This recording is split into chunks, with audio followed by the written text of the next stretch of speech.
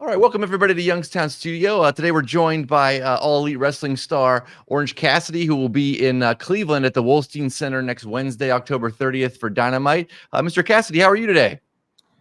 After the past couple of days, I'm doing as well as one could be, but I'm happy to be here.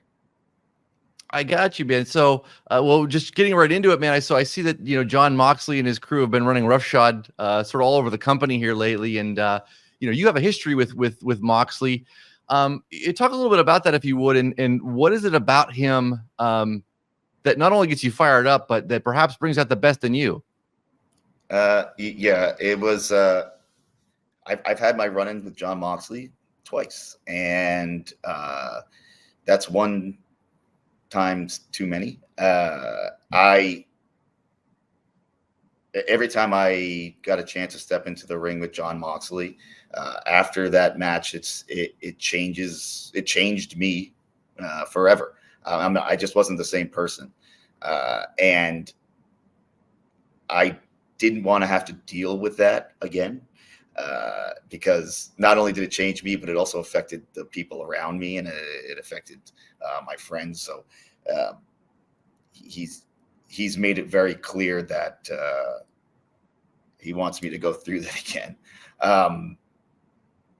And I think at this upcoming Wednesday, this Dynamite, which I think it's one of those, it's like fight night. Yeah.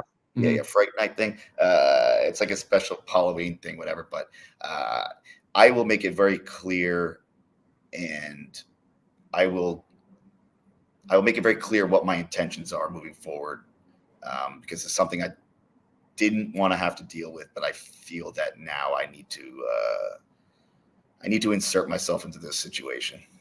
Mm-hmm. So you've recently said that you didn't necessarily see yourself as a leader in AEW, but it certainly seems like you're kind of ramping up for a shot at the AEW world title here pretty soon. I mean, what would it mean for you to become AEW world champion?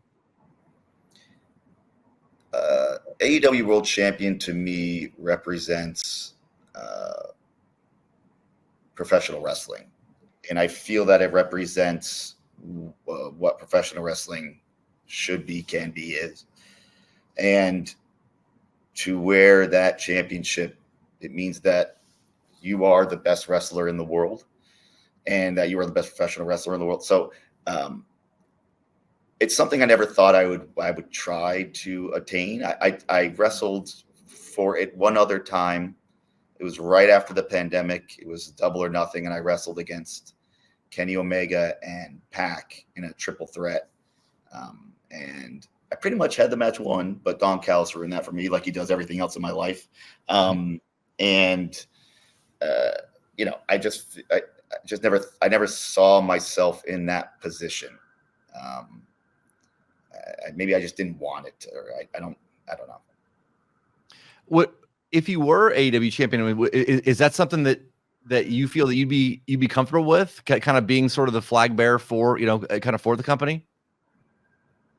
I think I would do what I always do, especially, since I had my international title runs. Like, I do what, I do what is necessary. I don't try to do more. I don't try to do I just try to do what I need to do to get the job done. Mm-hmm. And I also feel that as a champion, you should fight. And I think as a champion, you should fight everybody and give everybody a shot to be a champion. And I think that's something that I would try to continue on as AEW world champion. Take me back to kind of your origins in wrestling a little bit. I mean, when did you know that pro wrestling was something that you wanted to do for a living? I don't know. I think I was like in high school or something, and I just decided to build a ring in my backyard and then just try it. And I never stopped. Were there any people kind of specifically when you started that you kind of looked up to or drew kind of inspiration from? I found that as I got older and I understood, I mean, now I'm gonna give away my age a little bit here, but like the VHS tape trading and going to these niche wrestling stores and finding best ofs of somebody over in Japan or the best of the Super Juniors, and then watching Lucha Libre tapes, and then being introduced to World of Sport, and understanding that there are so many different styles and so many different representations of professional wrestling around the world. And I wanted to learn as much as I possibly could about those, because I didn't care about anything else. So it wasn't really just like one person or one thing. It was the whole, as a whole, globally. I'm right with you there as far as yeah, I remember back, like I said, back in the day, before we had internet and stuff, it was always and even like watching it in like live as a kid. I remember it was just the video store was the spot, man. Like just renting tapes. I saw so many WrestleManias back in the day, and other just wrestling tapes from around the world. Was that similar for you? Yeah, I mean, a Suncoast Video. I don't know if you know about Suncoast Video. Is a place where I would get most of my stuff. And then I would go to Carson's Pro Wrestling Shop. I get so jealous of the people coming up now that can just go on their phone and watch any type of wrestling they want, because it was so hard to get at that time. And yeah, these kids these days, they don't know how easy they have it. Right. I got you, man. I'm with you on that. Talk to me a little bit about your evolution in wrestling from the indies to AEW, and when did you know that Orange Cassidy, kind of the character and personality, was really going to work? I never thought it was going to work. I never thought I'd be in this position. I never thought I would be here. I think I use what I used back then as I will use now, and I don't think I'll ever change it. And it is, I'm going to make the professional wrestling that I like, that I would want to see. I understand that may not be for everybody, and because it's my personal taste. I obviously would alter it and make adjustments, because if the fans aren't having a good time, then what are we doing? But I was very fortunate that the fans were accepting of something like this and something new. And I felt that as soon as I started doing these meet and greets and things that we do, or seeing fans or hearing online, fans would basically tell me that they have a significant other, a mother, a father, brother, friend, whatever, that they weren't into professional wrestling, and they walked into the room when one of your matches on, or I showed them a clip of you, and now they are here with me, experiencing it with me, and we get to spend time together because they are enjoying professional wrestling as well.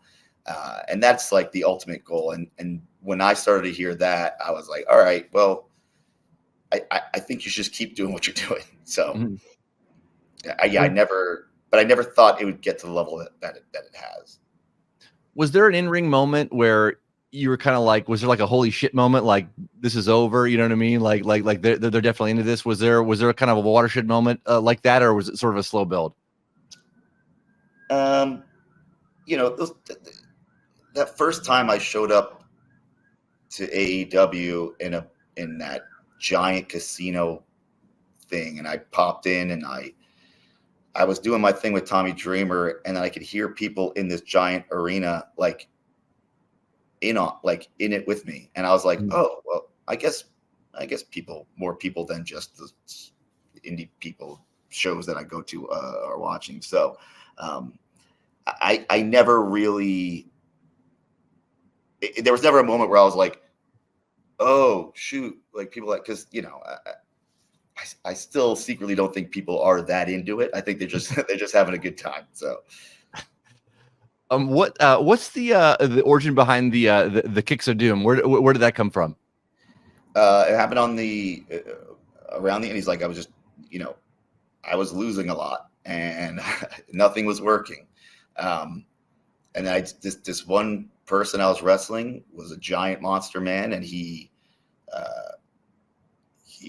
was, doing his best he could to intimidate me. So I basically said, okay, come on, here you go. Good. Like, basically just egging him on. And it works because people get mad when you do that.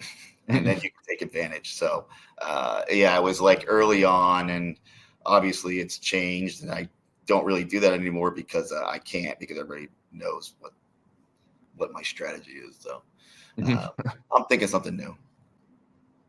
I got you. So, I talked with Chris Statlander last week, and we talked a little bit about sort of the internet wrestling community. And I told her that the thing I find so fascinating about professional wrestling is it's one of the few professions where you're critiqued literally in real time. Like while you're working. Kind of speaking to that a little bit. I mean, how are you able to kind of tune out sort of the outside noise and the critics and just kind of focus on what you need to do?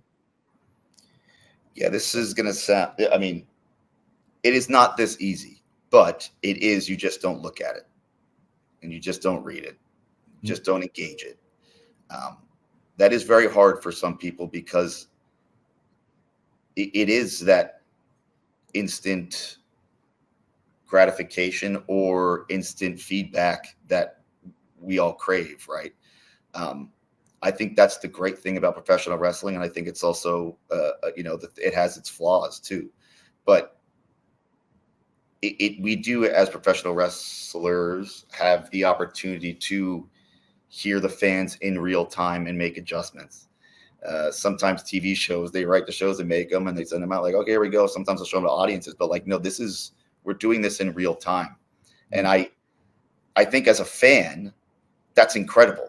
Like going to an AEW show, if you boo or cheer or react a certain way, we adjust. If you're cheering for me to get up, I'll get up, and I think that's the beauty of professional wrestling. And as a professional wrestler, it is a great thing to have. Like, I know if this is working right now. The downside that is like, oh, well, I don't have anything else, so this isn't working. I don't know what I'm going to do. But it is, that's the great thing about professional wrestling. So one more quick question here for you, and then I'll let you go. I know you're on a limited time today, but so kind of going back to sort of origin stories, there's a DC comic coming out based on you, correct? Can you give us a little bit more details on that, and when fans can kind of expect it? Oh, I have no idea when they can expect it, but I have it.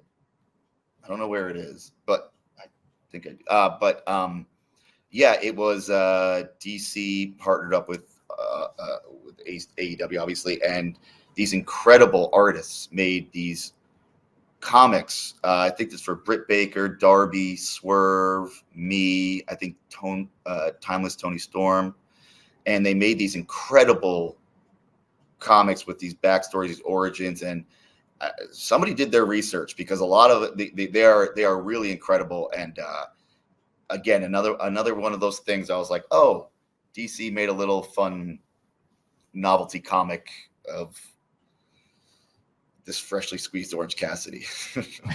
I mean, how surreal is that moment when you see yourself on the comic pages? You have a whole.